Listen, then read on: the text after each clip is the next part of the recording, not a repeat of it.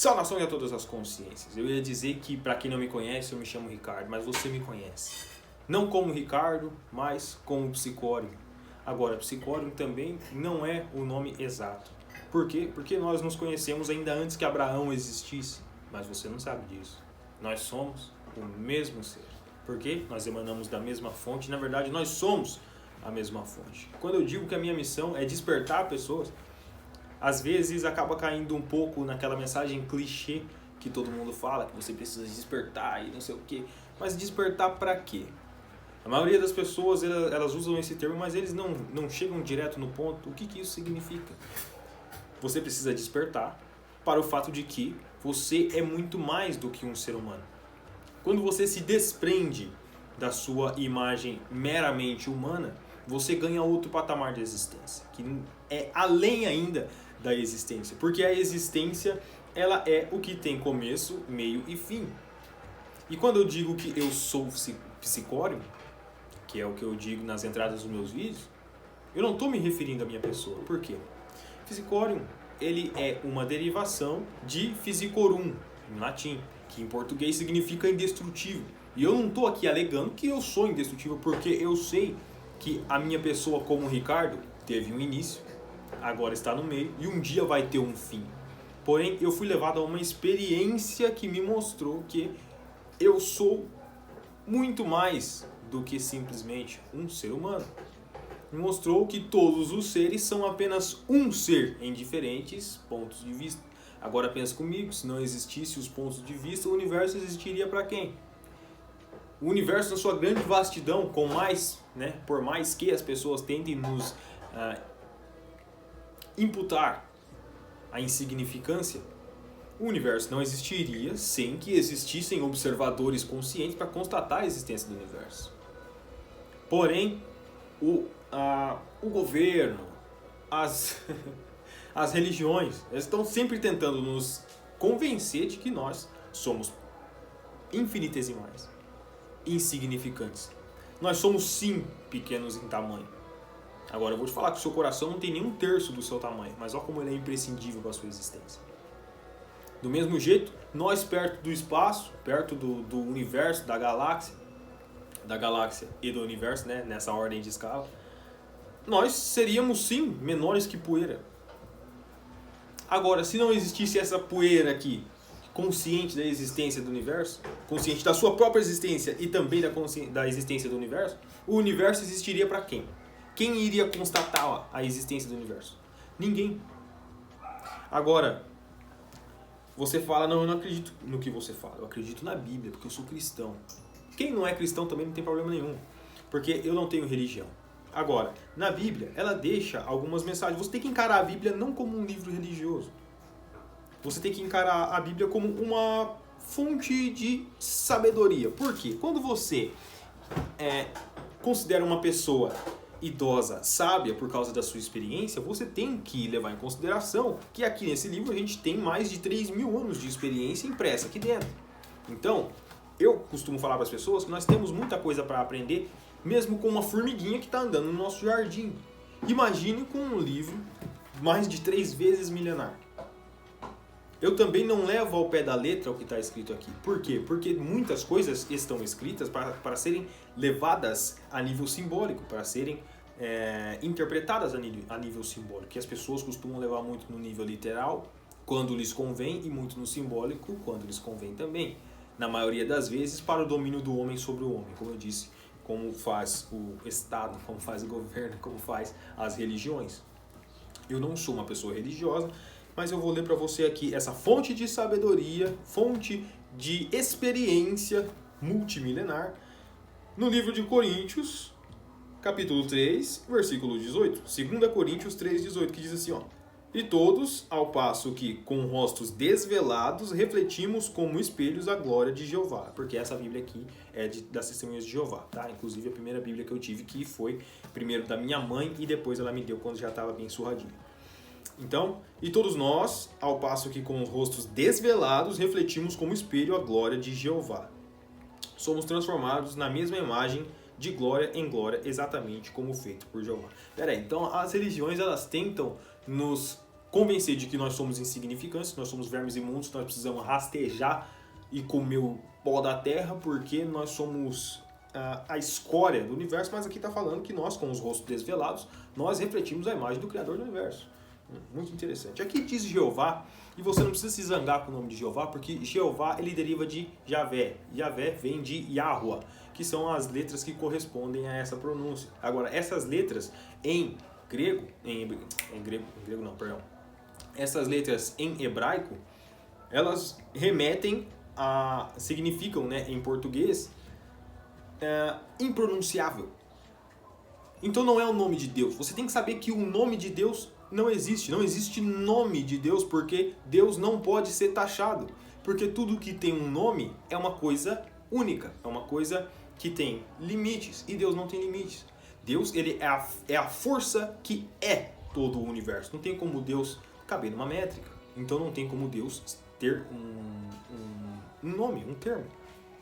Então, Yahuwah significa impronunciável, ou impronunciável. Por quê? Porque ele não tem começo, não tem fim, ele é tudo, então não tem como a gente metrificar. Agora aqui está dizendo que nós, com os rostos desvelados, refletimos a imagem e a glória desse ser. O meu papel quando eu digo que eu quero despertar consciências, eu estou me referindo a esse desvelamento. Por quê? Porque nós caímos num véu da ilusão de que nós estamos separados. E quando eu fui elevado em consciência a essa experiência, esse véu caiu por completo. E nesse estado de onisciência, onipresença, não existe desespero, não existe... Claro, não existe escuro, nem acima, nem abaixo. E eu costumo falar isso para as pessoas abertamente. E eu sei que eu vou, na maioria das vezes, eu sou repreendido por algumas pessoas que estão no mesmo caminho, falando que eu estou jogando pérolas aos porcos. E a gente tem a parábola das pérolas aos porcos, que os porcos pisam nas pérolas que você joga, quebra. Essas pérolas quebradas enfincam nesses porcos e eles começam a te amaldiçoar e, né, ficar com raiva de você porque você jogou aquelas pérolas lá, porque para os porcos não teriam valor. Agora, eu não estou jogando pérolas para os porcos, estou jogando diamante nos porcos.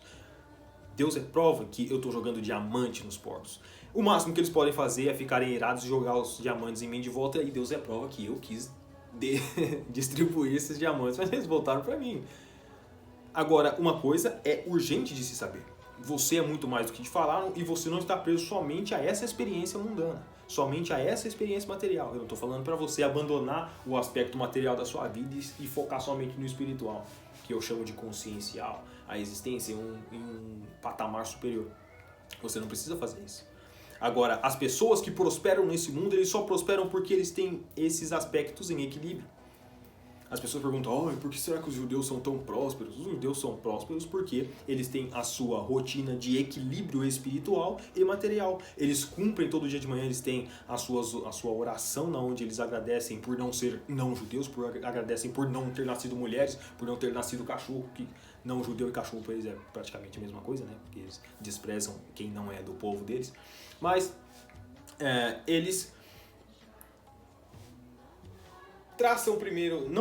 eles tratam primeiro do assunto espiritual no começo do dia e depois eles têm também os seus ritos no meio do dia, mas começar esse dia dessa maneira, colocando em equilíbrio o seu aspecto material com o seu aspecto espiritual, te dá uma sensação de dever cumprido e de uma realização que deixa você apto, né, que deixa você leve para executar as tarefas do seu dia, e também vem aquele senso que eles costumam deixar bem claro de que eles são herdeiros do mundo.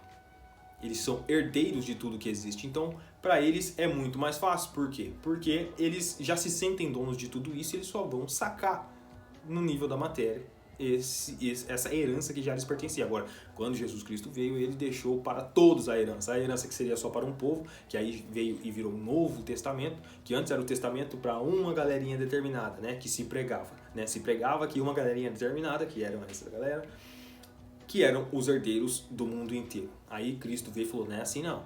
Na verdade, todos os seres são herdeiros, são co-herdeiros em Cristo. Cristo também é um estado de consciência. Quando você desvela, que foi o que aconteceu com Cristo, quando ele ficou 40 dias no deserto, tendo aquele insight monstruoso, aquele download de informação, que foi quando ele desvelou o seu próprio rosto, quando ele teve o seu rosto desvelado e fez o caminho do pombo, né? Que para quem nunca estudou a mística judaica, a gente tem o diagrama da árvore da vida. Tem a primeira esfera lá em cima, que seria a consciência plena, total, onisciente, onipotente, onipresente, que é a consciência do Criador. E lá embaixo, por último, né, passando por diversas esferas, teria a consciência do homem. Quando esse caminho ele é de baixo para cima, ou seja, o homem evoluindo a sua consciência até chegar na consciência de Deus, eles chamam de caminho da flecha, porque eles apontam a flecha para cima e soltam. Agora, quando a consciência de Deus, pela graça, desce até o ser humano e dá aquele download monstruoso, eles chamam de caminho do pombo. Então, não quer dizer que literalmente um pombo desceu sobre a cabeça de Jesus. Quer dizer que Jesus recebeu um insight, um download monstruoso, o véu para ele caiu do universo inteiro e para ele a ilusão deixou de imperar e de mandar na sua consciência, porque o véu caiu e ele começou a ver as coisas como realmente são. E quando ele viu quem ele realmente é e quem todo mundo realmente é, só que não sabe, ele dizia, Israel, se eu pudesse colocá-los debaixo das minhas asas. O que é isso? Se eu pudesse unificar todo mundo na mesma consciência, se eu conseguisse trazer todo mundo no mesmo nível de consciência que eu tenho hoje. Pronto. É isso. Então muitas coisas na Bíblia, que são coisas para serem interpretadas a nível simbólico, elas são trazidas a nível literal para manter você sempre em um estado de dependência da interpretação de outros, que se dizem os eleitos, para fazer intermédio entre você e Deus, que não deve mais existir. Foi útil durante um tempo. Hoje em dia nós estamos do que eu chamo de mar aberto, onde nós temos que testar a verdade por nós mesmos. E foi o que eu decidi fazer por conta própria.